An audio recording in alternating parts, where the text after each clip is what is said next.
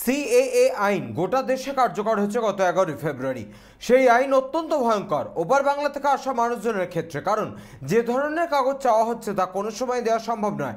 ব্যারাকপুর মাধব নিবাস সারদাপল্লী হরিচাঁদ গুরুচাঁদ ঠাকুরের মন্দিরে এসে এমনই দাবি করলেন এক সভায় রাজ্যসভার সাংসদ তথা সর্বভারতীয় মতুয়া মহাসংঘের সংঘাধিপতি মমতা বালা ঠাকুর। কি বললেন তিনি, শোনাবো আপনাদের। যা পরিস্থিতি ওপার বাংলার মানুষ এবং যারা মতুয়া ধর্মের মানুষ যে এর আগে বিজেপিকে ভোট দিয়ে জয়যুক্ত করেছিল, সে জায়গায় দাঁড়িয়ে আজকে সিএ যেটা চালু করেছে মৃত্যু বা মৃত্যু হয়ে গেছে, শুধু এখন অক্সিজেন শেষ পর্যন্ত আমাকে কী হবে ভবিষ্যতে আমরা জানি না। যে সিএতে চালু করেছে সেটা যে পরিস্থিতি, তাতে ভয়াবহ ভারতবর্ষের কোনো ওপার বাংলার মানুষের কোনো কাগজপত্র নেই, তার জবাবটা দিতে হবে। আপনারা জানেন কি কি চাইছে সেখানে। আপনার যে সিএতে যা চালু করেছে যে ফেব্রুয়ারি মাসের 11 তারিখে, সেখানে চাইছে আপনার ডিক্লারেশন দিতে হবে যে আমি নাগরিক নই, আমাকে নাগরিকত্ব দেওয়া হবে। যখনই ফর্মটা ভরবেন তখন কিন্তু আপনার পিছনের সব কেটে যাবে, Aadhaar card, voter card, PAN card, সব সরকারি ফেসিলিটি কিছু থাকবে না।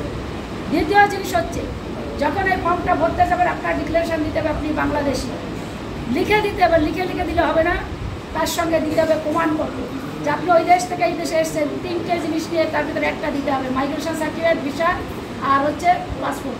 এর ভিতরে কোনো একটা যদি থাকে তবেই আপনি ফর্মটা ভরতে পারবেন। ফর্ম ভরার পরে যদি কেউ ভরতে পারে তারপরে আরও 9টা ডকুমেন্টস দিতে হবে, সেটা আরও ভয়াবহ।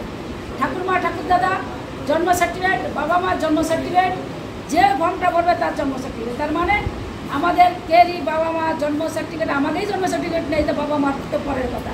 আর তারপরে আসবে ঠাকুরমা ঠাকুরদাদা।